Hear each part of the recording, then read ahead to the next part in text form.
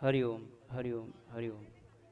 ओम नमः ओम स्वस्ति नमः ओम स्वस्ति श्रीमन्मङ्गलमहागणाधिपतये नमः।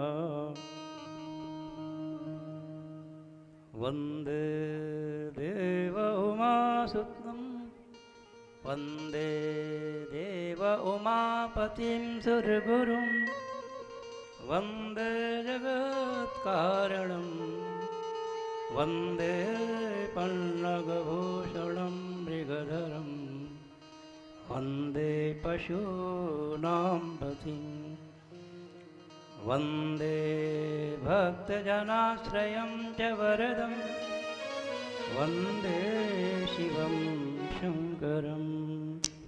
ॐ नमो भगवते सांसिदा शिवाय नमः। सर्वोपचारार्थगन्धाक्षपुष्पाणि समर्पयामि। नमो ब्रह्मण्यदेवाय गोब्राह्मणहिताय च जगद्गीताय कृष्णाय गोविन्दाय नमो नमः। हरिः ओम। ॐ श्रीकथाव्यासाय नमः। श्रीमन्मङ्गलमहागणाधिपत्यसहिताय सर्वमण्डलदेवताय नमः। सर्वोपचारार्थगन्धपुष्पाणि समर्पयामि नमस्करोमि।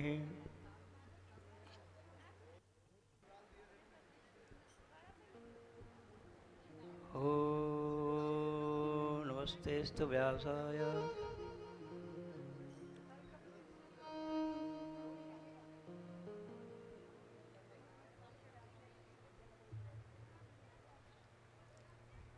कृष्णाय वासुदेवाय हरिये परमात्मने प्रणतः क्लेशनाशाय गोविन्दाय नमो नमः। करचरणं कृतं वा कायजं करवजं वा श्रवणनयनजं वा मानसं वापराधं विहितं वा शर्मेतच्छमस्व। जय जय करुणाब्धे श्रीमहादेव शम्भो। जय जय करुणाब्धे श्रीमहादेव शम्भो। प्रेम तुलसी शंकर भगवान की जय। शिव महापुराण की जय। नगर के समस्त देवताओं की जय हो। ग्राम के समस्त देवताओं की जय हो। नमः पार्वती पते हर हर महादेव।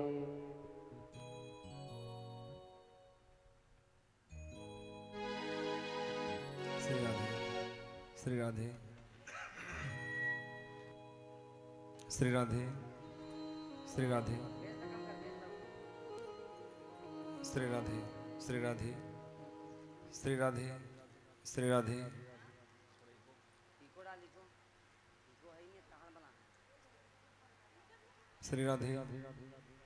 श्री राधे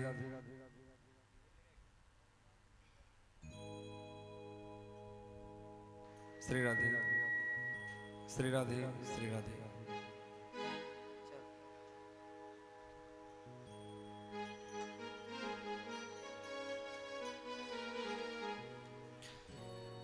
बोलिए उमापति महादेव की।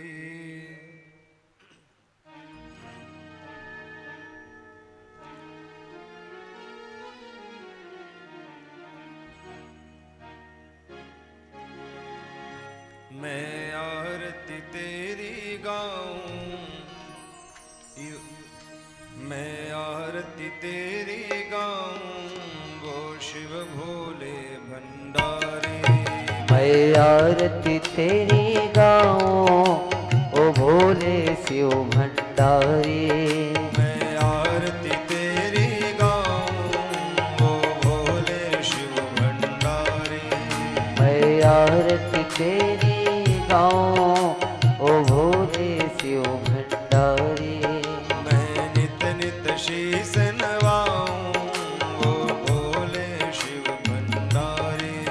मैं नित शीस नवाऊं हे भोले जटाधारी।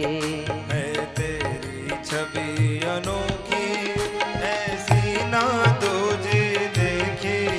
है तेरी छवि अनोखी ऐसी ना तुझी देखी। तुझ सा ना सुंदर कोई वो तेरी जटाधारी। तुझ सा ना सुंदर कोई हे मोर जुगतधारी। मैं आरती तेरी गाऊं वो शिव भोले भंडारी। मैं आरती तेरी गाऊं हे शिव भोले भंडारी। जो आए शरण तिहारी विपदा मिट जाए सारे। जो आए शरण तिहारी विपदा मिट जाए सारे। हम सब पर कृपा रखना वो जगत के पालनहारे। ओ मैं आरती तेरी गाऊं ओ भोले शिव भंडारी। जो दर्शन पाऊं तेरी हो जन्म सफल हो मेरी। जो दर्शन पाऊं तेरे तो जन्म सफल हो मेरे। बस तेरी छवि निहारूं वो भोले जटाधारी। मैं आरती तेरी गाऊं ओ भोले शिव भंडारी। मैं नित नित शीस नवाऊं वो भोले शिव भंडारी। तेरी मूरत श्याम निराली माथे की बिंदिया लाली। तेरी मूरत गगन निराली माथे की बिंदिया लाली। तेरी मूरत भोले निराली चंदन की टीका न्यारी। तेरी मूरत मुरी निराली चंदन की टीका न्यारे। तिज नित उठ रोज मनाऊं हे भोले जटाधारी। मैं आरती तेरी गाऊं ओ भोले जटाधारी। मैं आरती तेरी गाऊं ओ भोले शिव भंडारी। भावे उमा प्यारे प्रभु तुम्हारी महिमा न जाने। तोरे भावे उमा प्यारे तुम्हारी महिमा न जाने। तेरे बलिहारी जाऊं ओ शंकर जटाधारी। मैं आरती तेरे गाऊं ओ केशव कुंज विहारी। मैं आरती तेरी गाऊं ओ भोले शंकरधारी। मैं आरती तेरे गाऊं ओ भोले जटाधारी। ओ मैं आरती तेरी गाऊं ओ भोले शिव भंडारी। मैं आरती तेरे गाऊं ओ भोले शिव भंडारी।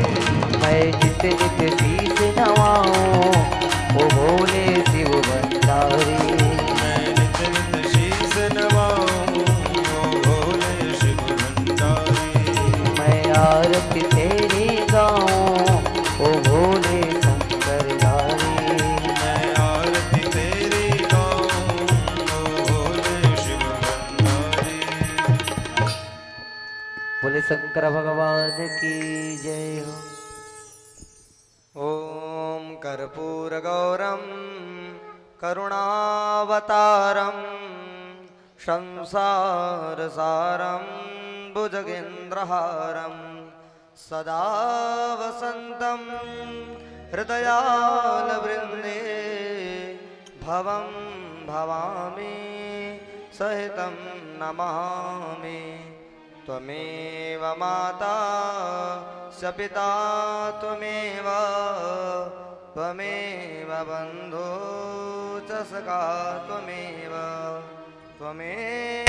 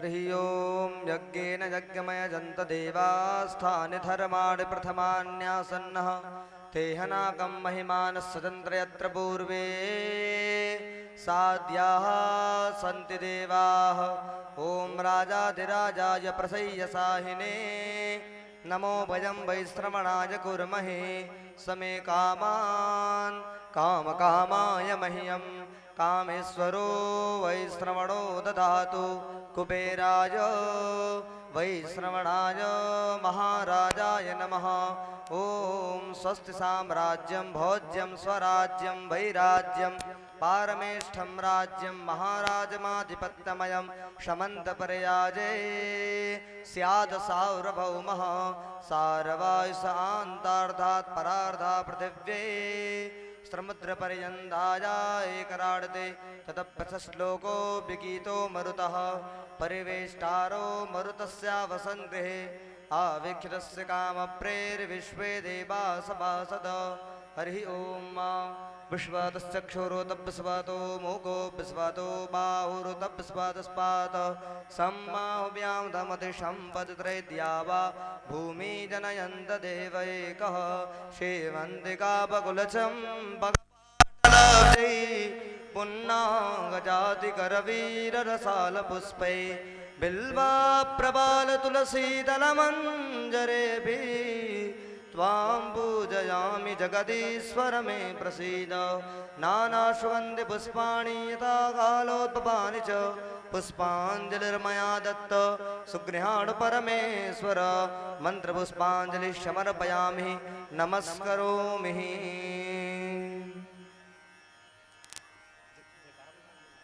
बोली महादेव की जय हो, धर्म की जय हो, अधर्म का नाश हो, प्राणियों में सद्भाव न हो, विश्व का कल्याण हो, गौ हत्या बंद हो, जीव हत्या बंद हो, सत्य सनातन धर्म की जय हो, सत्य सनातन वैदिक धर्म की जय हो, धर्म सम्राट स्वामी श्री कृपात्र जी महाराज की जय हो, अपने अपने गुरु महाराज की जय हो, अपने अपने माता पिता की जय हो, नगर के सभी देवी देवताओं की जय हो। हर नमः पार्वती पतये हर हर महादेव शंभो।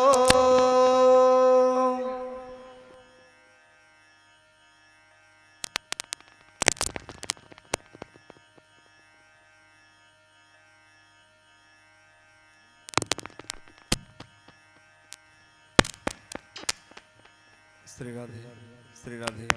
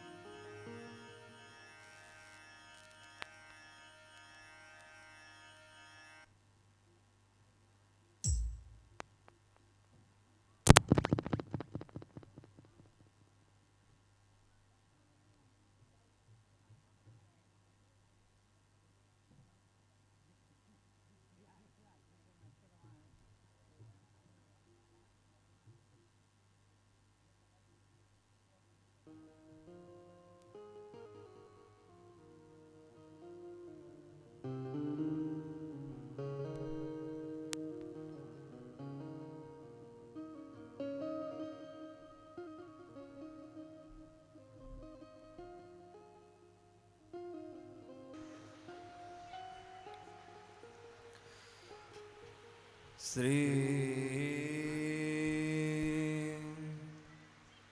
सांब सदा शिवाय नमः।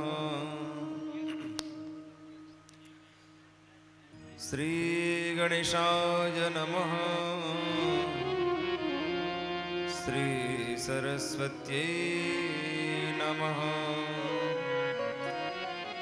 श्री सद्गुरुदेव चरण कमलेभ्यो नमः।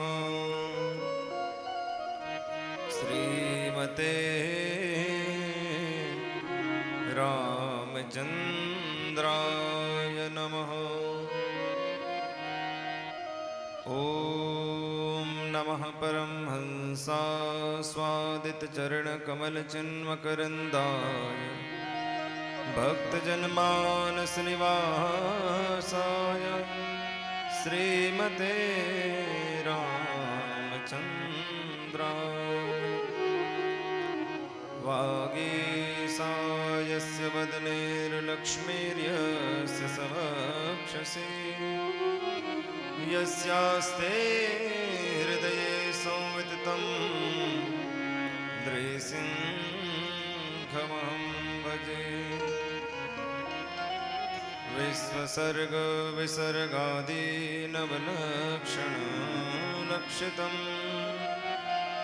श्रीकृष्णाख्यं परं धाम जगद्धाम नमामि तत्।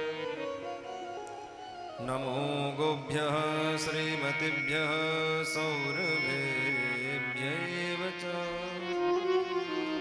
नमो ब्रह्मसुताभ्यश्च पवित्राभ्यो नमो नमः। प्रह्लादनारद पराशर पुण्डरीक व्यासाम्बरीश शुकशौनक भीष्मदाभ्याम् रुक्माङ्गदार्जुन वसिष्ठ विभीषणादीन् पुण्यानि मां परं भागवतां नमामि। सीतानाथ समारंभां श्रीरामानन्दार्यमध्यमाम् अस्मदाचार्यपर्यन्तां वन्दे श्रीगुरुपरम्पराम्।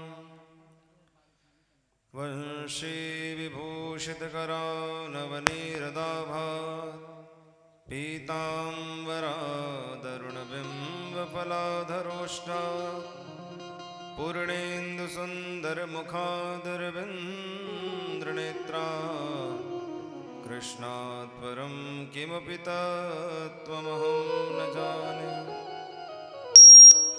कृष्णाय वासुदेवाय हरे परमात्मने प्रणतक्लेशनाशाय गोविन्दाय नमो नमः। भक्तभक्ति भगवन्त गुरु चतुरनाम वपुएक तिनके भगवंदन किए नाशे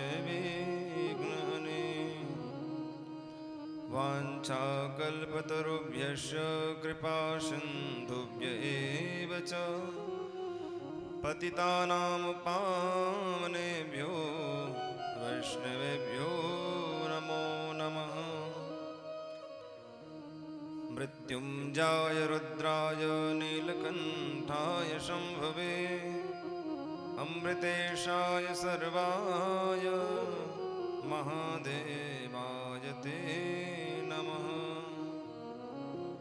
श्री राधे मेरी स्वामिनी मैं राधे जुको दास जन्म जन्म मोहि दीजियो श्री वृंदावन में वास।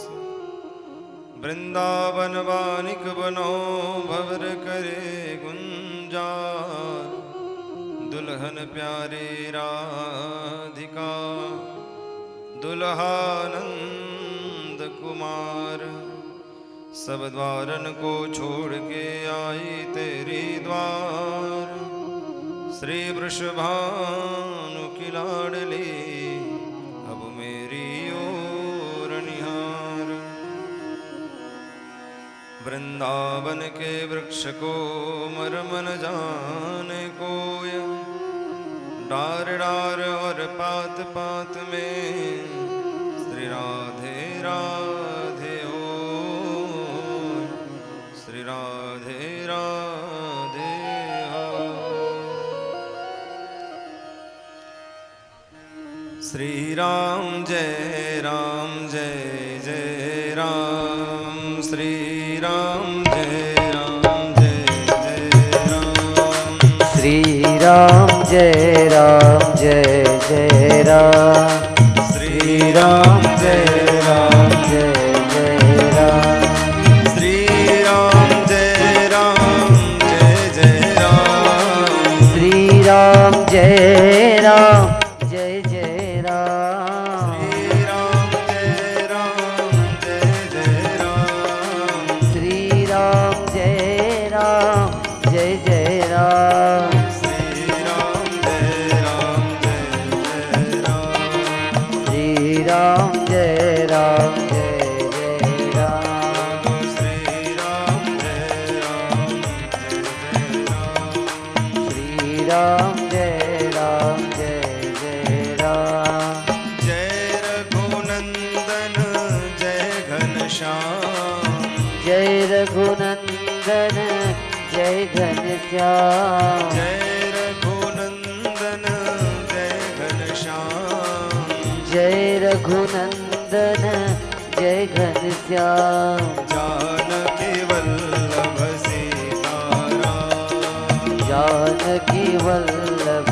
सीताराम जानकी वल्लभ सीताराम जानकी वल्लभ सीताराम कमला विमला मिथिला धाम कमला विमला मिथिला धाम कमला विमला मिथिला धाम कमला विमला मिथिला धाम अवध सरयू जय सीताराम अवध सरयो जय सीताराम बोलो श्री राम जय राम जय जय राम बोलो श्री राम जय राम जय जय हो राम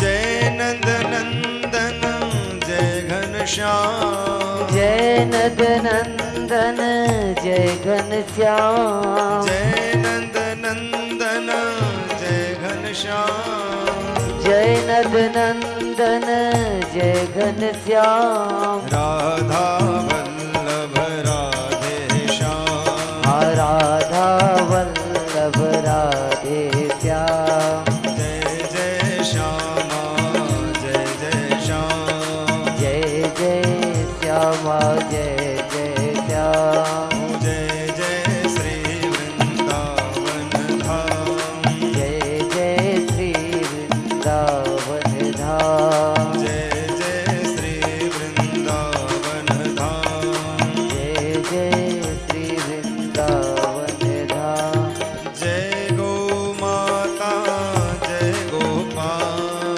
जय गौ माता जय गोपाल जय गो माता जय गोपाल जय गौ माता जय गोपाल भक्तवत्सल प्रभु दीन दयाल भक्त वत्सल प्रभु दीन दयाल गौरक्षा करो दीन दयाल गौ रक्षा करो दीन दयाल घर घर गाय पदे भगवान घर घर गाय पले भगवान संकट मोचन जय हनुमान संकट मोचन जय हनुमान बोलो सियावर रामचंद्र की जय हो पवन सुत हनुमान की जय हो उमापति महादेव की जय हो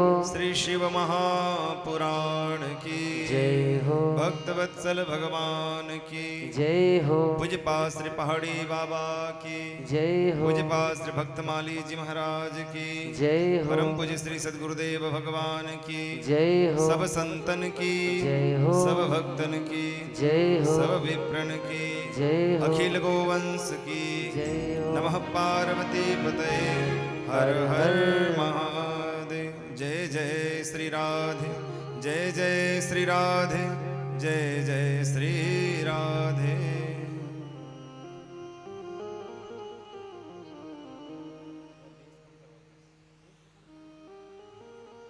श्री राधे।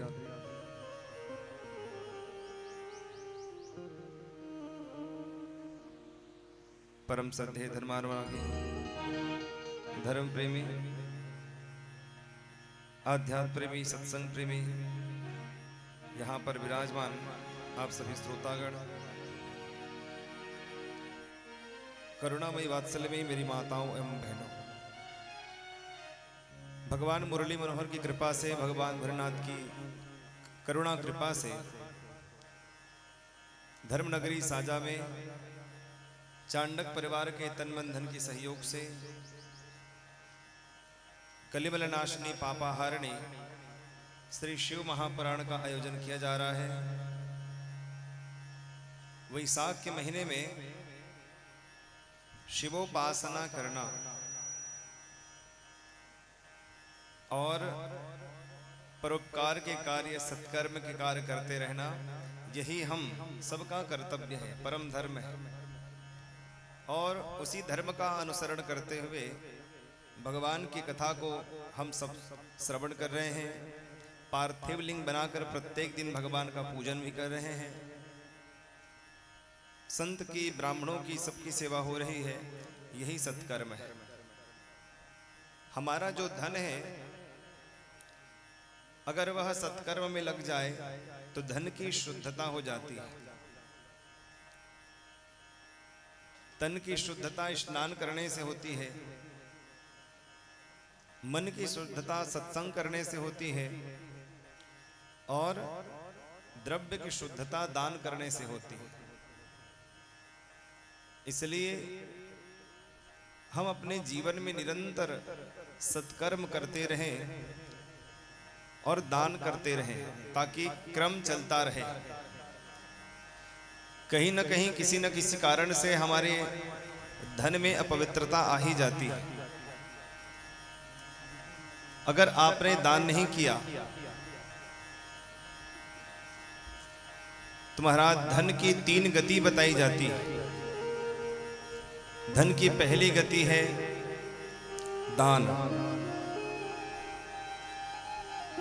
आप अपने धन का दान करो, दशांश निकालकर हमको जरूर दान करनी चाहिए।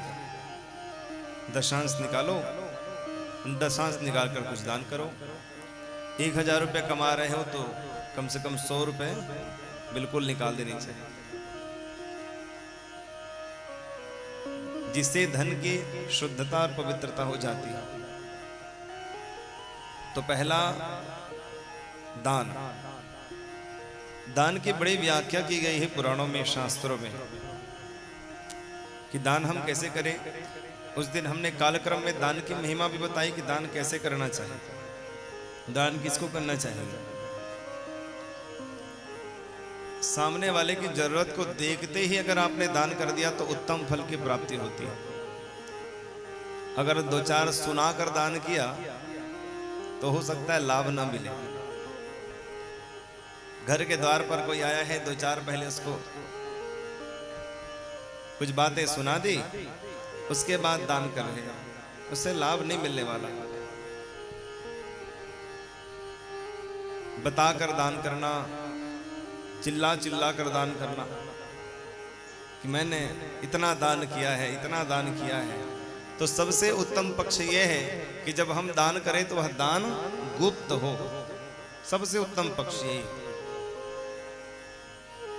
तो अपने जीवन में जो हम कमाते हैं, दशांश निकालकर जरूर उसका जरूर दान करना चाहिए। तो पहला, धन की पहली गति है दान, दूसरी गति है भोग। अच्छा चलो दान नहीं कर सकते तो जमा कर कर रखना अच्छा भी अच्छी बात नहीं। धन को केवल जमा करके रखते चले जा रहे हैं, न दान कर रहे हैं न भोग कर रहे हैं। अच्छा चलो दान भी नहीं किया तो कम से कम भोग तो अच्छे से खाओ पियो रहो मस्त, तो बढ़िया बढ़िया कपड़े पहनो, बढ़िया से रहो, वो तो कर ही सकते हैं। न दान किया ना भोग किया तो धन की तीसरी गति होती है नाश। कहीं ना कहीं वो धन निकल जाएगी। लक्ष्मी चंचला है, अचानक किसी की तबीयत बिगड़ी, 5 से 6 लाख उसमें निकल गए। चोर आया, सब धन चुरा कर ले गया। तो धन की तीसरी गति नाश है, अपने आप चली जाती है। इसलिए या तो दान करो या फिर भोग करो, और सबसे उत्तम पक्ष है दान करना।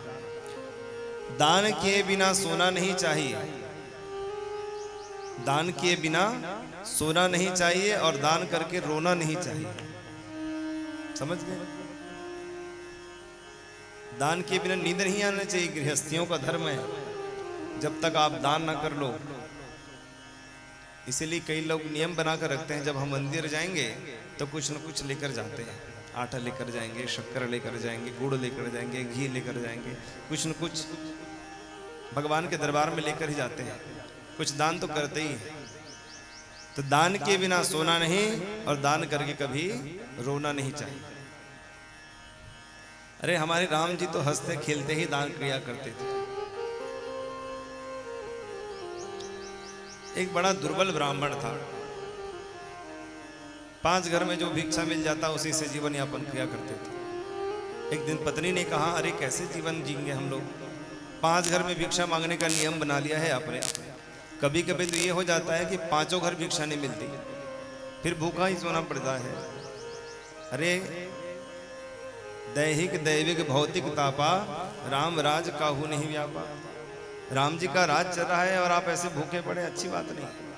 सब ब्राह्मण जा जाकर खूब धन लेकर आते हैं, और आपको देखो 5 घर भिक्षा मांगने का नियम है ना, तो पहला घर राम जी के चलेगा, राम जी के पास जाओ। ब्राह्मणी के बार बार कहने पर वह ब्राह्मण भगवान के पास गए। पता चला भगवान गौशाला में, तो गौशाला में चले गए। वहां पर राम जी बालक थे तो खेल रहे थे। राम जी के पास पहुंचे, जाकर भिक्षा याचना की। राम जी को एक हंसी ठिठोली उन्होंने विचार किया, हंसी ठिठोली ब्राह्मण से कर लो। तो ब्राह्मण के पास एक लकोटी थी, लकड़ी डंडा। बोले महाराज आपकी इस लाठी को बलपूर्वक इतनी जोर से फेंको, जितनी दूर जाकर गिरेगी उतनी गौवंश आपकी। ब्राह्मण भी बड़े प्रसन्न हो गए, धोती को बढ़िया लपेट लिए और घुमाकर ऐसा फेंका डंडा, 16,000 गौवंश के उस पार जो वृषभ था वहीं पर जाकर गिर पड़ा। तो वृषभ सहित 16,000 गौ का दान भगवान ने खेल ही खेल में कर दिया। तो दान के बिना सोना नहीं, और दान करके कभी रोना नहीं चाहिए। सबसे उत्तम पक्ष है धन की शुद्धता, द्रव्य की शुद्धता। तो सत्कर्म में अगर आप अपना धन लगाते हो तो वह सबसे उत्तम पक्ष है, धन की शुद्धता हो जाती है। महाराज कल आप सबने कथा श्रवण की थी, भगवान महाकालेश्वर की कथा सुन रहे थे, इसलिए समय को ध्यान देते हुए हम भगवान महाकालेश्वर की कथा को श्रवण करें। अवंती नगरी रम्या मुक्तिदा सर्वदेहिनां, शिवप्रिया महापुण्या वर्तते लोक पावनी। उज्जैन नगरी में एक बड़े निर्मल ब्राह्मण रहते थे, सदाचारी थे, वेद अध्ययन करते थे। वे ब्राह्मण भगवान भोलेनाथ के परम भक्त थे। प्रत्येक दिन पार्थिव लिंग बनाकर पूजन करने का नियम था। जैसे वो ब्राह्मण सदाचारी, वैसे उनके 4 पुत्र हुए, वे भी बड़े सदाचारी, बड़े निर्मल मति के थे। उनका भी नित्य नियम था, प्रत्येक दिन शिवोपासना करते, पार्थिव लिंग बनाकर पूजन करते।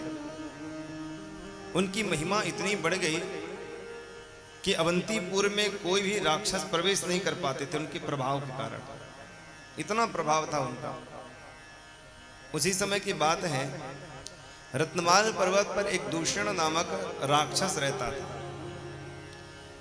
त्रैलोक्य में उसने हाहाकार मचा दिया, परंतु जब पृथ्वी में तबाही मचाने के लिए आया तो सब जगह तबाही मचाया, परंतु अवंतीपुर में प्रवेश नहीं कर पाए।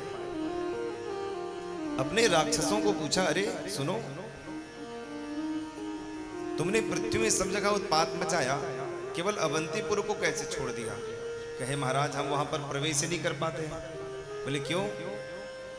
4 निर्मलवती के ब्राह्मण प्रत्येक दिन बड़े भाव से भगवान भोलेनाथ का पूजन करते हैं, उनकी प्रभाव से हम वहां पर प्रवेश नहीं कर पाते। बोले अच्छा चलो हम देखते हैं। अनेक से राक्षसों के साथ वह दूषण वहां पर आया और वहां पर आकर उन्होंने क्या देखा कि 4 ब्राह्मण बालक बैठकर भगवान भोलेनाथ की आराधना कर रहे हैं। वहां पर आकर वह उत्पात मचाने लगा। जैसे उत्पात मचाकर ब्राह्मणों को मारने का प्रयत्न किया, उसी समय जहां पर पार्थिव लिंग बनाकर वहां पर विराजमान थे, तत्काल उसी समय एक बड़ा विचित्र गड्ढा हो गया और वहीं से दिव्य सुंदर भगवान महाकाल प्रकट हो जाते हैं और महाकालेश्वर भगवान प्रकट होकर अपने हुंकार मात्र से समस्त राक्षसों को जलाकर भस्म कर देते हैं। तब से भगवान महाकाल विराजमान है। उसी महात्म में राजा चंद्रसेन की कथा श्रवण कराते हैं। अवंतीपुर में राजा चंद्रसेन भी महाकाल भगवान की खूब सेवा पूजा किया करते थे। एक दिन एक ग्वालिन अपने 5 वर्ष के बच्चे को लेकर मंदिर में आई। राजा अपने गणों के साथ बैठकर पूजा कर रहे थे। उस पूजा को वह बच्चा, जो छोटा सा ग्वाल का बच्चा था, वो देख रहा था बड़े ध्यान से।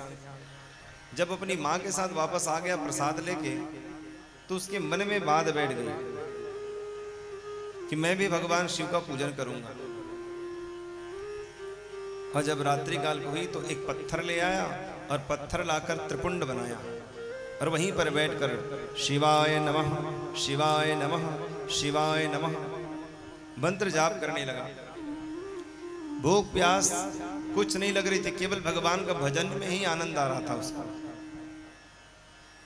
जिसका भोजन कम होता है उसको भजन में खूब आनंद आता है? भोजन कम हो तो भजन अधिक होता है। सही बात है कि नहीं? और भोजन अधिक हो जाए तो हाँ, निद्रा आने लग जाती है, निद्रा देवी। इसलिए कहते हैं अल्प आहार ग्रहण करो। भोजन कम होगा तो भजन अधिक होगा। भोजन में मात्रा है, भोजन में ओ की मात्रा लगी हुई है कि नहीं चंडक जी? भोजन में ओ की मात्रा है और ओ की मात्रा हटा दो तो क्या होगा? हाँ, भजन होगा कि नहीं? क्यों नहीं होगा? जरूर होगा।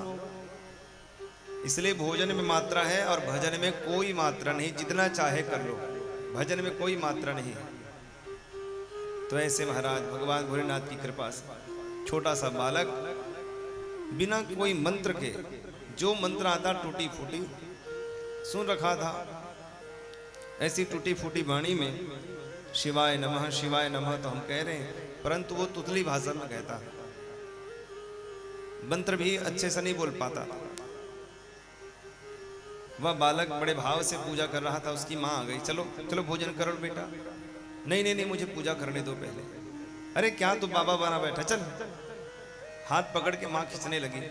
नहीं माँ मुझे पूजा करने दो, माँ मुझे पूजा करने दो ना, माँ मुझे पूजा करने दो ना। माँ बड़े क्रोध में आ गई और जो शिवलिंग उसने बनाकर स्थापित किया था, माँ उठाकर फेंक देती है। हक चल यहाँ से। वह खूब जोर से रोने लगा और जैसी भगवान को उसकी माँ ने फेंक दिया, वह मूर्छित होकर गिर पड़ा। माँ को लगा नाटक कर रहा है, थोड़ी देर बाद आ जाएगा, भूख लगेगी तो। माँ अंदर चली गई। जब होश आया तो उसने क्या देखा? जो शिवलिंग का पूजन वो कर रहा था, वहां पर दिव्य स्वर्णमयी एक सुंदर सी मंदिर प्रकट हो जाती है। बोलो महाकालेश्वर भगवान की जय हो। जब माँ बाहर आती है तो उन्होंने क्या देखा?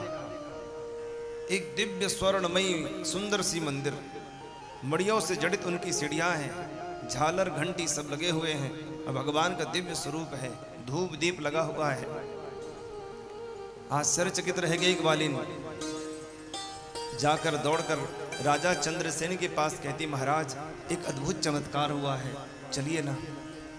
जल्दी से पूजा विश्राम करके महाराज चंद्रसेन वहां जब जैसे आकर उन्होंने देखा, अद्भुत चमत्कार था। एक दिव्य सुंदर मंदिर बड़ा सुंदर और भव्य दिख रहा है।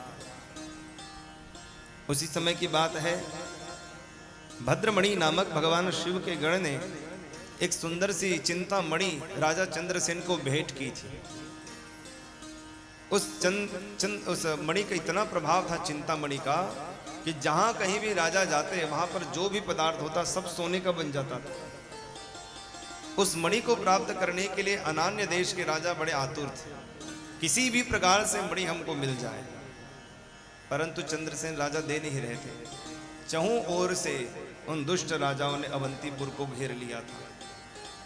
परंतु राजा चंद्रसेन के मन में भाव आया कि जगत के राजा तो भगवान भोलेनाथ हैं, वो जाने कैसे संभालना है, क्या करना है।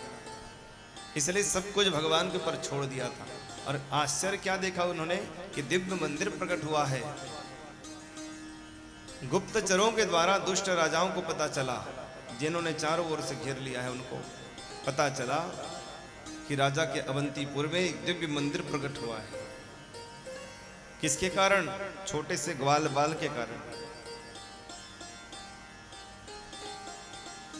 महाराज सब राजाओं को पता चला तो बहुत मन में भाव आया कि जिस नगरी के छोटे छोटे बालक भी शिव भक्त हो, जिस नगरी के राजा शिव भक्त हो, वहां पर हमको ऐसा कृत्य नहीं करना चाहिए, अपराध लगेगा। सब के सब अस्त्र शस्त्र लाकर मंदिर के सामने राजा के पास, भगवान के पास रख देते हैं। सब ने घुटने टेक दिए और राजा और उस बालक की बड़ाई करने लगे। महाराज आप जैसा राजा जहां पर हो वहां पर तो सब प्रजा सुखी रहती है, इसलिए हमें और कुछ नहीं चाहिए। समस्त राजाओं ने क्षमा याचना की। महाराज छोटे से बालक की दृढ़ भक्ति को देखकर श्री हनुमान जी महाराज प्रकट होकर आते हैं। बोलो श्री हनुमान जी महाराज की जय हो। जब श्री हनुमान जी महाराज प्रकट हुए तो उस छोटे से बालक को उन्होंने गले से लगा लिया और कहा, हे राजन, ये बालक इतना पवित्र है कि इसकी 8वीं पीढ़ी में नंद बाबा होंगे और उन्हीं नंद बाबा के घर में भगवान श्री कृष्ण पधारेंगे। तो वही श्रीकर नामक जो गोप हुआ, उसी की 8वीं पीढ़ी में नंद बाबा आए। उन्हीं के घर भगवान बाल श्री कृष्ण का चरित्र हुआ और बाल कृष्ण का दर्शन करने महादेव गए। ऐसे हृदय से लगा लिया महाराज।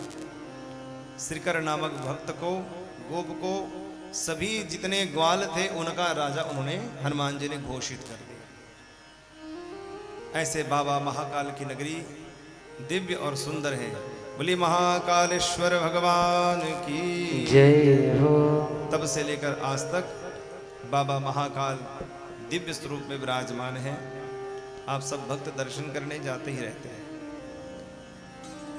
आगे कथा श्रवण कराते हैं। चतुर्थ द्वादश ज्योतिर्लिंग में चतुर्थ ओमकारेश्वर नामक ज्योतिर्लिंग की।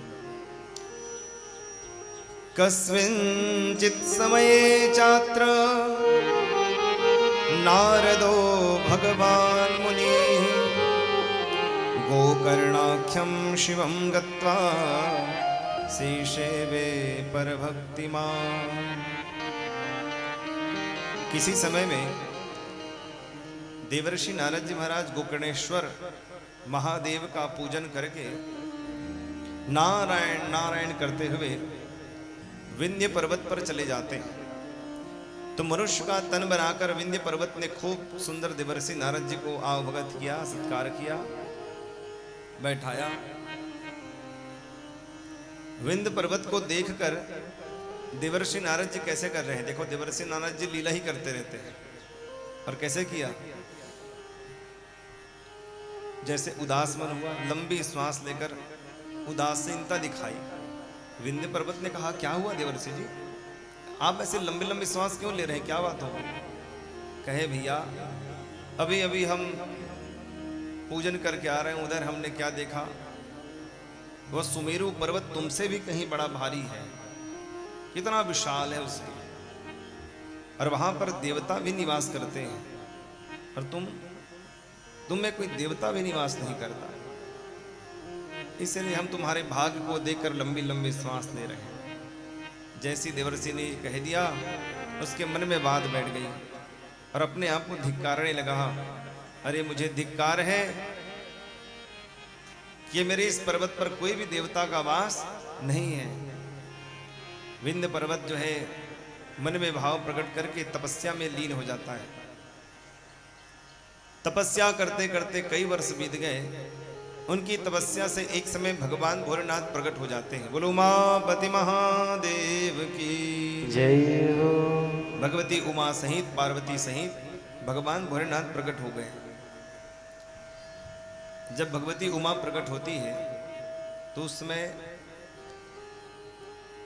भगवान भोलेनाथ ने देखा कि विंध्य पर्वत बड़े भाव में बैठा हुआ तपस्या कर रहा है। उन्होंने उनको पुकारा, तब विंध्य पर्वत ने नेत्र खोला। भगवान ने कहा, बोलो वरदान, क्या वरदान चाहते हो? कहे प्रभु बस एक ही वरदान चाहता हूं कि आप मुझे ऐसा वरदान दो कि मेरे हर कार्य की सिद्धता हो जाए। मैं जो भी कार्य करूं वह सब सिद्ध हो जाए। थोड़ी देर विचार करके भोलेनाथ ने मन में विचार किया कि इसको मैंने अगर हर कार्य सिद्ध होने का वरदान दे दिया तो हो सकता है वह कोई अनिष्ट भी करने लग जाए। परंतु बार बार वह जिद करने लगा तो भगवान ने कहा, तथास्तु।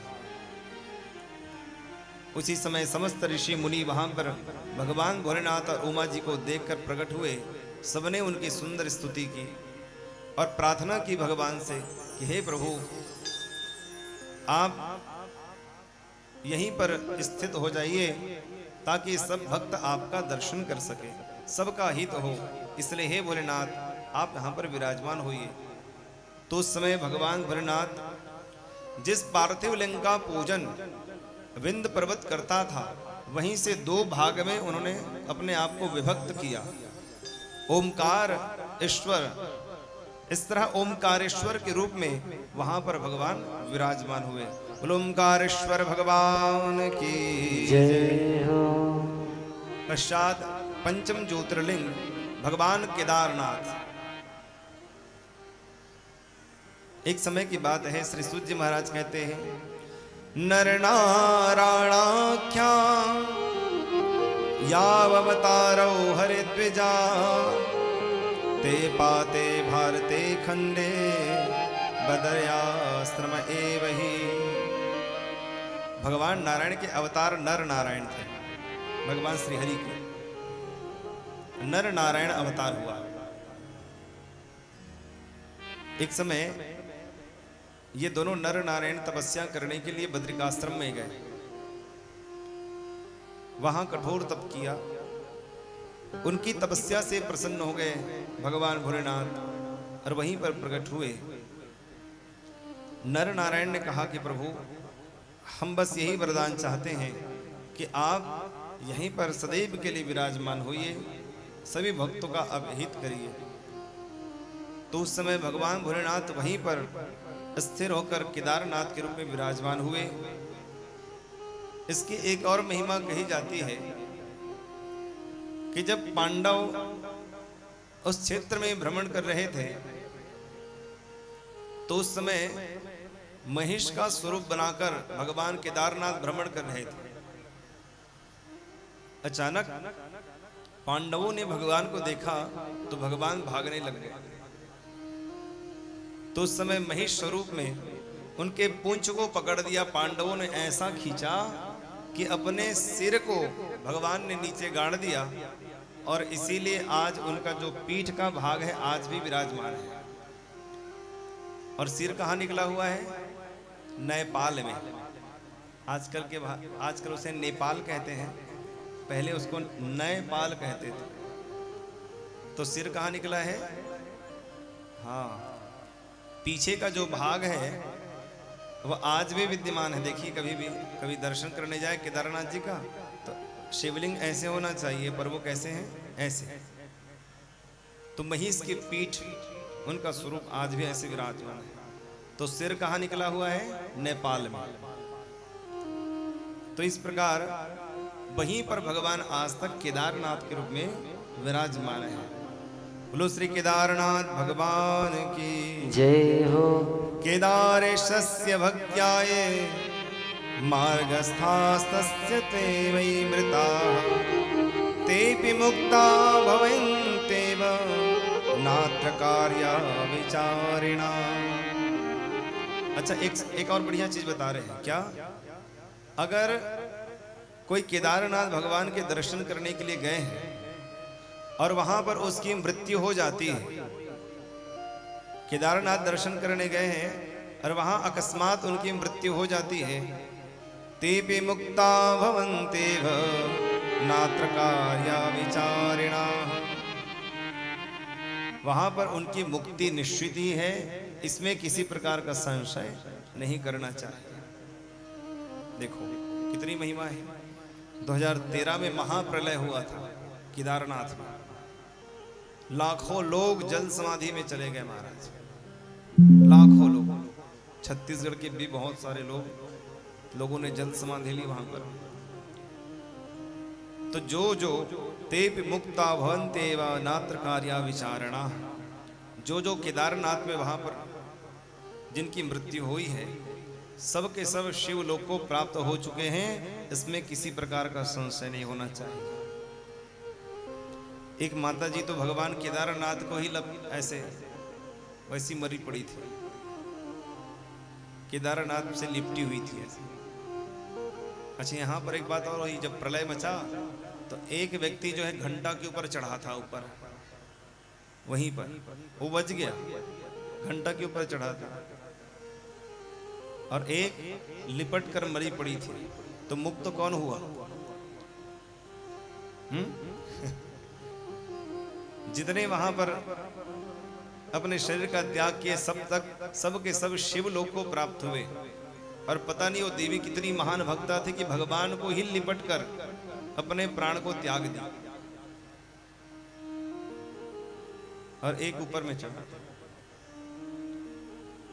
अब देखो, बाबा केदार के मंदिर के पीछे बड़ा सा पत्थर आज भी विद्यमान है। जैसे ऊपर से पानी आया वो धार ऐसे कटा, और मंदिर आज भी जैसे के तैसे विराजमान। बढ़िया। तो जो केदारनाथ में गए थे, जिनकी मृत्यु हुई, सब के सब शिव लोक को प्राप्त हो गए हैं, इसमें कोई संशय नहीं करना चाहिए। बोलो श्री केदारनाथ भगवान की जय हो। आगे इसी कोटि रुद्र संहिता में श्री भीमा शंकर भगवान का चरित्र कहते हैं। भीमो नाम महावीर्यो राक्षसो अभूतपुरा द्विजा दुःखदा सर्वभूतानां धर्मध्वंस करः सदा। एक समय की बात है, एक भीमा नामक बड़ा दुष्ट राक्षस हुआ। एक दिन अपनी माँ के पास जाकर कहता है, माँ तुम इस तरह अकेली क्यों रहती हो? मेरे पिताजी कहाँ है? इस तरह हम जंगल में तुम अकेली रहती हो, मैं अकेला आपके साथ हूँ और कोई हमारा परिवार नहीं दिखाई देता। सब लोग मुझे पूछते हैं तुम्हारे पिता कहाँ है? तब उसकी माता करकटी ने कहा, बेटा तुम्हारे पिता महाबली रावण का भाई कुंभकर्ण है। मेरे पति का नाम था विराध, मैं इसी वन में निवास करती थी। मेरे पति को तो भगवान श्री रामचंद्र जी ने अपने बाणों से जलाकर भस्म कर दिया। तब से मैं विधवा हो गई और अपने माता पिता के घर में चली आई। मेरे पिता का नाम है करकट, और मेरे पिता का नाम है करकट, माता का नाम है पुष्कसी। मैं अपने माता पिता के पास वहां पर रहने लग गई। और एक समय की बात है, जब हमारे राक्षस कुल में सब के सब इधर उधर भय के मारे त्राही त्राही कर रहे थे, तो सब जगह जा जाकर मानवों को खाने लग गए। राक्षस कुलों का उनका काम ही क्या है? यज्ञ का विध्वंस करना और मनुष्यों को मार मार कर खा जाना। तो उसी समय की बात है, कुपित होकर एक ऋषि थे सुतीक्ष्ण, कुपित होकर उन्होंने मेरे माता पिता को जलाकर भस्म कर दिया।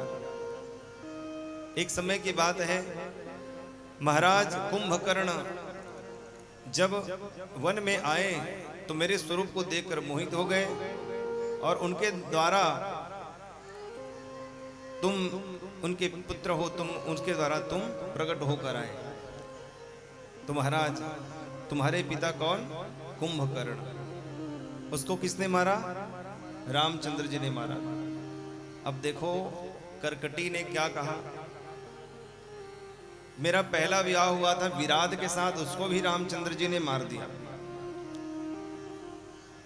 और कुंभकर्ण के द्वारा बलात् ही विवाह किया गया, जबरदस्ती। कुंभकर्ण के द्वारा तुम प्रकट हुए और उनको भी रामचंद्र जी ने मार डाला। अर्थात हमारा शत्रु कौन है? नारायण हमारा शत्रु। ये सब देवता ऋषि मुनि सब हमारे विरोधी हैं पुत्र। उस समय वह भीम जो है बड़ा ही क्रोध में आकर कहता है, मां तुम चिंता मत करो, मैं ऐसी तपस्या करूंगा, ऐसी तपस्या करूंगा कि नारायण को भी मेरे सामने झुकना पड़ेगा। संकल्प लेकर वह तपस्या करने के लिए चला गया। तपस्या में लीन हुआ, ऐसा कठोर तप किया उसने। तपस्या करते करते कई वर्ष बीत गए। जब तपस्या उसकी पूर्ण हुई तो ब्रह्मा जी प्रकट होकर आते हैं। ब्रह्मा जी ने कहा, बोलो वरदान, क्या वरदान चाहते हो? उस भीम काय ने कहा कि मुझे कोई न जीत सके, ऐसा वरदान दो, कोई भी देवता मुझे परास्त न कर सके। भीम को आशीर्वाद दिया, तथास्तु। जैसी आशीर्वाद दिया, हाहाकार मचाने लगा सब जगह। देवताओं को भी खदेड़ कर भगा दिया और स्वर्गलोक में भी अपना आधिपत्य जमा लेता है। इस तरह भीम बड़ा अत्याचार करने लगा। पृथ्वी में आकर भी अत्याचार कर रहा था। और एक पृथ्वी में राजा थे काम रूपेश्वर। वे भगवान भोलेनाथ की खूब सेवा करते थे। प्रत्येक दिन पार्थिव लिंग बनाते और पार्थिव लिंग बनाकर प्रत्येक दिन पूजा करते थे। कई लोगों का नियम होता है प्रत्येक दिन पार्थिव लिंग बनाकर पूजा करना।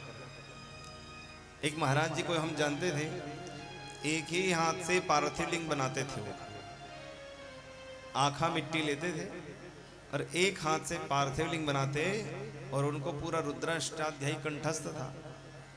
तो प्रत्येक दिन अभिषेक भी किया करते थे। एक हाथ को क्यों करते? बस दाहिने हाथ, एक हाथ को पीछे कर लिया करते थे। एक ही हाथ से सब पूजा करते थे। और उनका नाम भी था क्या? रुद्रदत्त। नाम ही रुद्र है उनका। बड़े विशाल शरीर, तेजस्वी ब्राह्मण, दिव्य स्वरूप था उनका महाराज। रुद्रदत्त नाम था। एक ही हाथ से बनाते थे। और अकस्मात सावन के महीने में ही उनका स्वर्गवास हुआ। ऐसे भीम का दिव्य स्वरूप उनका। ऐसे ही उस भीम नामक राक्षस ने काम रूपेश्वर नामक राजा को बंदी गृह में पत्नी सहित, परिवार सहित सब सहित उन्होंने बंदी गृह में डाल दिया। और पृथ्वी में भी हाहाकार मचाने लगा। महाराज काम रूपेश्वर राजा वहां पर भी विचलित नहीं हुआ और वहां पर जाकर भी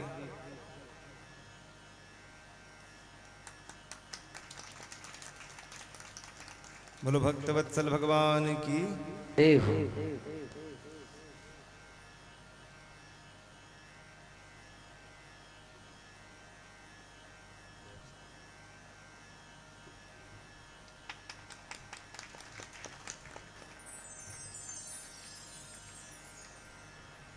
उमापति महादेव की।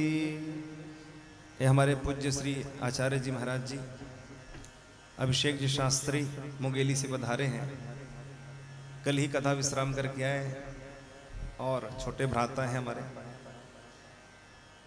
विराजमान। बोलो भक्तवत्सल भगवान की। तो काम रूपेश्वर राजा के मन में आया कि मैं किसी भी प्रकार से विचलित नहीं होऊंगा।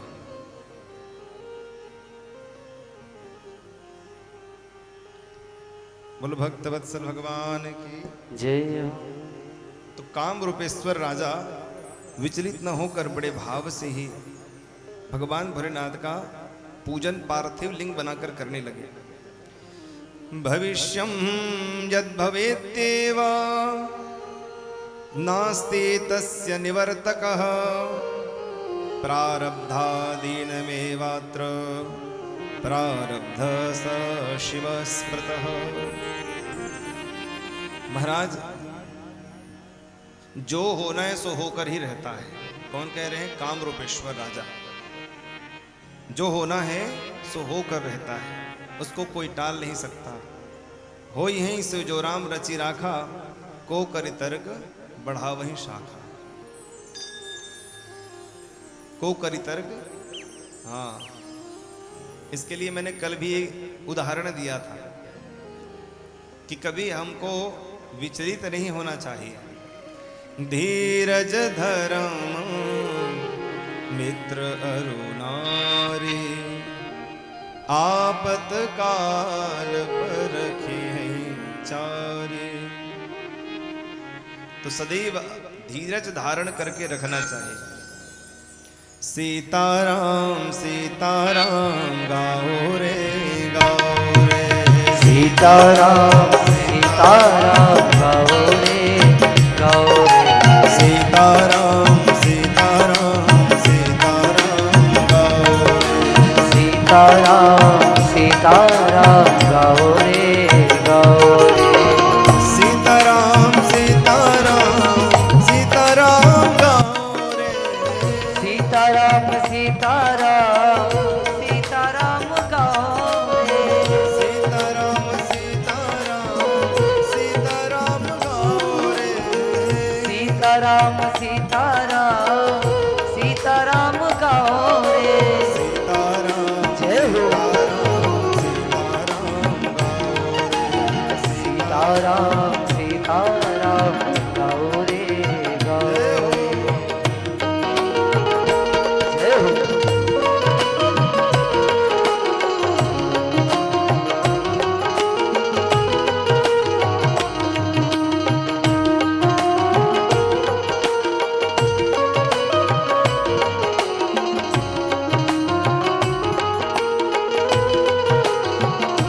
हरि बोल।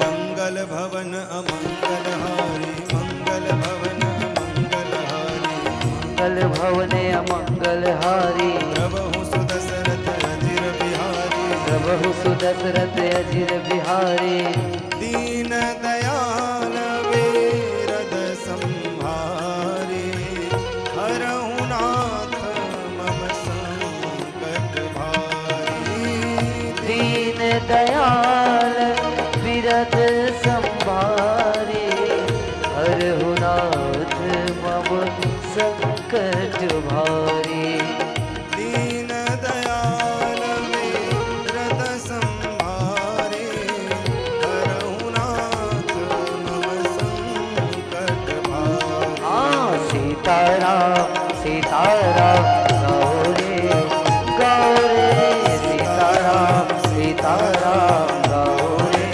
गाओ रे, सीताराम सीताराम गाओ रे गाओ रे, सीताराम सीताराम गाओ रे गाओ रे, बोले भक्त वत्सल भगवान की जय हो। कृष्ण कन्हैया लाल की, सियावर रामचंद्र की जय हो। भविष्यम यद भवेत्येव नास्ति तस्य निवर्तकः। जो होगा देखा जाएगा। काम रूपेश्वर राजा बड़े भाव से पार्थिव लिंग का पूजन कर रहे थे। देखो, जब भी पूजन करने बैठते हो तो ध्यान पूजा में होना चाहिए, इधर उधर नहीं होना चाहिए। लोग भगवान श्री सत्यनारायण की कथा कराते हैं, महाराज जी कथा पढ़ रहे हैं और लोगों का ध्यान किधर रहता है? कोई मोबाइल में बात कर रहा है तो क्या कहते हैं, कोई अरे मेहमान आ गए क्या, सबको जल्दी भोजन करा दो। इधर महाराज जी कथा पढ़ रहे हैं और यजमान बैठकर क्या कहते हैं, आलू गुंडा बन गया, जलेबी बन गई। कथा में ध्यान न होकर जलेबी में मन लगा हुआ है। महाराज ऐसे में कभी कोई लाभ नहीं मिलने वाला। अब लोगों कहते हैं भगवान श्री सत्यनारायण की कथा कराते पर लाभ नहीं मिल रहा है, जबकि उसमें वर्णन है कि जो निसंतान है उसको भी संतान की प्राप्ति होती है, जो भय में पड़ा हुआ है भय से मुक्त होता है। सब प्रकार से हितकारी है भगवान की कथा। इतना लघु उपाय होने के बाद भी हम सबको लाभ नहीं मिलता। क्यों? हमारा मन कहीं और लगा है, इसीलिए। सब मन का ही खेल है साहब, और कुछ नहीं। मन एव मनुष्याणाम कारणम बंध मोक्षयो। अपने मन को भगवान के चरणों में लगाओ। मम पद मन ही बांधि भरी डोरी, सबके ममता ताग बटोरी, मम पद मन ही बांधि भरी डोरी। अपने मन को भगवान के चरणों में लगाओ, तब कथा का लाभ मिलेगा। भगवान श्री सत्यनारायण की कथा को विधि पूर्वक करनी चाहिए, रात्रि जागरण करनी चाहिए। कौन करता है? कोई नहीं करता। रात्रि जागरण करने चाहिए, उसमें लिखा हुआ है नृत्य गीत आदि का आचरण करना चाहिए, परंतु विधि पूर्वक कोई व्रत नहीं करता, इसलिए लाभ नहीं मिलता है। इसलिए जो चाहते हो आपको फल मिलेगा, पर विधि पूर्वक करना पड़ेगा, नियम पूर्वक करना पड़ेगा, मन को लगाकर करना पड़ेगा। आज राजा कामेश्वर काम रूपेश्वर मन में विचार करते हैं, जो होगा सो होगा, सब भगवान भोलेनाथ के ऊपर है, हमको कोई चिंता नहीं। राजा पार्थिव लिंग बनाकर उसी कैद खाने में पत्नी सहित पूजन करते थे। वहां पर जितने कैदी थे सब देख देख कर राजा के साथ पूजन करने लग गए। एक दिन राक्षस भीम को पता चला कि ये कुछ कर रहा है। अपने सैनिकों के सहित वहां पर गया, जाकर पूछने लगा, चिल्लाकर, क्या कर रहे हो? क्या कोई जादू टोना कर रहे हो? हैं? क्या कर रहे हो यहां पर? राजा ने कोई जवाब नहीं दिया, ध्यान पूर्वक पूजन करने लग गए। अचानक से तलवार निकालकर पार्थिव लिंग के ऊपर जैसी प्रहार किया दुष्ट भीम ने, राक्षस ने, वैसे भयंकर विकराल स्वरूप में भगवान भीमाशंकर प्रकट हो जाते हैं। उमापति महादेव की जय हो। भगवान भोलेनाथ जब प्रकट हुए तो दुष्ट भीम के साथ भयंकर युद्ध होने लगा। और युद्ध होते होते उसी समय देवताओं ने प्रार्थना की, प्रभु इससे क्या व्यर्थ ही लड़ रहे हैं, इसको दुष्ट को मार ही डालो। उसी समय भगवान ने ऐसा हुंकार मचाया, हुंकार करते ही तत्काल जलकर सब के सब भस्म हो गए। तो उसी समय देवता भी भगवान से प्रार्थना करने लग जाते हैं, ऋषि मुनि प्रार्थना करने लग जाते हैं, प्रभु आप यहीं पर स्थित होकर सबके हित के लिए विराजमान हो जाइए। इस प्रकार भीमा शंकर के रूप में भगवान वहां पर आज भी विराजमान है। बोलो भीमा शंकर भगवान की जय हो। इस प्रकार भीमा शंकर जी विराजमान है। आगे कथा श्रवण कराते हैं भगवान काशी विश्वनाथ की। अतः परम प्रवक्ष्यामि श्रूयतां ऋषि सत्तमाः विश्वेश्वरस्य महात्म्यं महापातक नाशनम। अपने कैवल्य रूप में रहने वाले भगवान को एक दिन इच्छा हुई कि मैं दो रूप में विभक्त हो जाऊं। उसी समय भगवान भोलेनाथ ने प्रकृति और पुरुष को उत्पत्ति की। दो रूप में प्रकट हुए, प्रकृति और पुरुष के रूप में। और उसी समय प्रकृति और पुरुष इधर उधर देखने लगे, उनको कुछ दिखाई ही नहीं दे रहा था। तो उस समय आकाशवाणी होती है कि तप करो, जब तक तप नहीं करोगे तब तक जान नहीं पाओगे कि क्या करना है। हम अपने आप को कब पहचानते हैं? जब हम तप करते हैं। अपने आप को आज तक किसी ने जाना ही नहीं कि मैं कौन हूं। बस इस शरीर को अपना समझने लग जाते हैं, एक शरीर मेरा है, ये समझते नहीं जी। जो हमारा है ही नहीं उसको हम अपना समझने लग जाते हैं। यह शरीर हमारा है, परंतु यह शरीर भी हमारा नहीं, एक दिन इस शरीर को छोड़कर भी जाना पड़ता है। साथी है गंध मित्र के जल बिंदु पान तक, अर्धांगनी बढ़ेगी केवल मकान तक।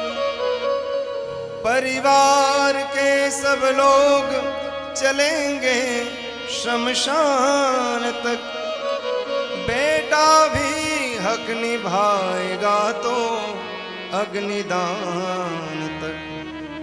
इससे तो आगे, इससे तो आगे भजन ही है साथी, हरि के भजन बिन अकेला रहेगा।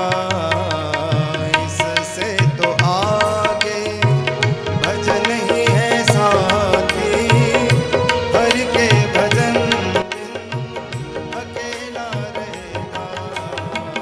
इससे तो आगे भजन ही है साथी, हरि के भजन बिन अकेला रहेगा।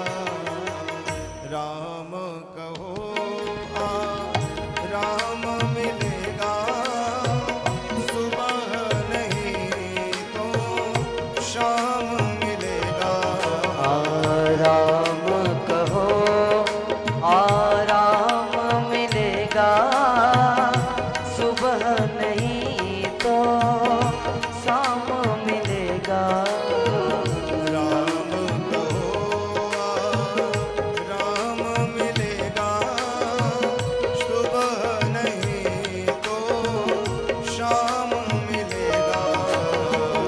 राम कहो राम मिलेगा, सुबह नहीं तो शाम मिलेगा।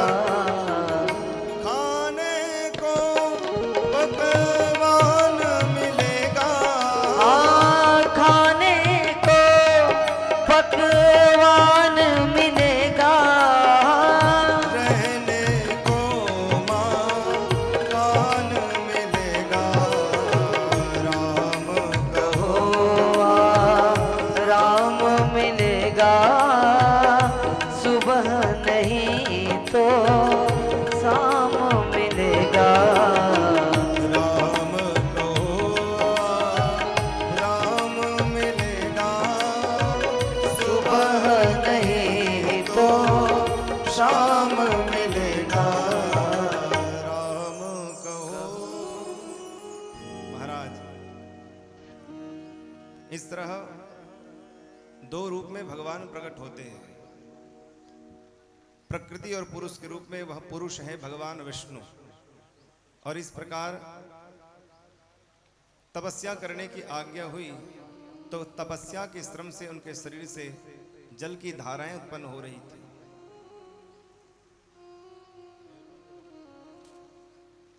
उसी समय जब जल प्रकट हुआ तपस्या के प्रभाव से, सारा सभी ओर जल ही जल दिखाई देने लगा। तब भगवान विष्णु ने नेत्र खोलकर देखा तो जल ही जल देखकर इधर उधर देखकर अपने कर्ण को हिलाने, अपने सिर को हिलाने लग जाते हैं। जैसी सिर को हिलाया, ततस्य पतिता कर्णान् मणिश पुरतः प्रभो, तद बभूमः तीर्थम नाम तो मणिकर्णिका। जहां पर भगवान के कर्ण फूल गिरे, वहीं पर मणिकर्णिका घाट आज भी स्थापित है। और इस प्रकार भगवान नारायण वहां पर उन्होंने देखा कि एक दिव्य सुंदर स्वरूप भगवान का प्रकट हुआ है। भगवान भोलेनाथ की कृपा से एक सुंदर नगरी का निर्माण किया गया, और उस नगरी में ही भगवान नारायण शयन करने लगे। उसकी नाभि मंडल से एक दिव्य सुंदर सा कमल का पुष्प प्रकट हुआ, उससे ब्रह्मा जी की उत्पत्ति हुई। और इस प्रकार ब्रह्मांड में 14 लोकों की उत्पत्ति होती है। जब भगवान प्रकृति और पुरुष के साथ सुंदर भगवान की स्तुति करने लगे तो वहीं पर भगवान उमापति प्रकट हो जाते हैं। बोलो उमापति महादेव की जय हो। भगवान ने प्रार्थना की, प्रभु आप सदैव यहीं पर विराजमान होइए। और इस प्रकार काशी विश्वनाथ भगवान के रूप में आज भी भगवान भोलेनाथ विराजमान है। बोले काशी विश्वनाथ भगवान की जय हो। जो काशीपुरी में मम क्षेत्रे मोक्ष देहि यो वा वसति मानवः यथा तथा मृतस्याश्चे मोक्षमाप्नोति निश्चितम्। वहाँ पर भगवान कहते हैं कि जो काशीपुरी में जिसकी मृत्यु होती है, जो काशीपुरी में विराजमान रहते हैं, जिनकी मृत्यु हो जाती है, चाहे कैसे भी हो, चाहे पापी ही क्यों ना हो, चाहे पतित हो, पापी हो, कोई भी हो, जानवर हो, मच्छर हो, कुछ भी जिसकी मृत्यु हो जाए, सब के सब शिव लोक को प्राप्त करते हैं। अंडज पिंडज उखमज जरायु जो कुछ भी हो, जो शिव लोक, जो वहां पर शिव के धाम में काशीपुरी नगरी में विराजमान होते हैं, जिनके वहां मृत्यु हो जाती है, महाराज सब शिव लोक को प्राप्त करते हैं। बोलो उमापति महादेव की जय हो।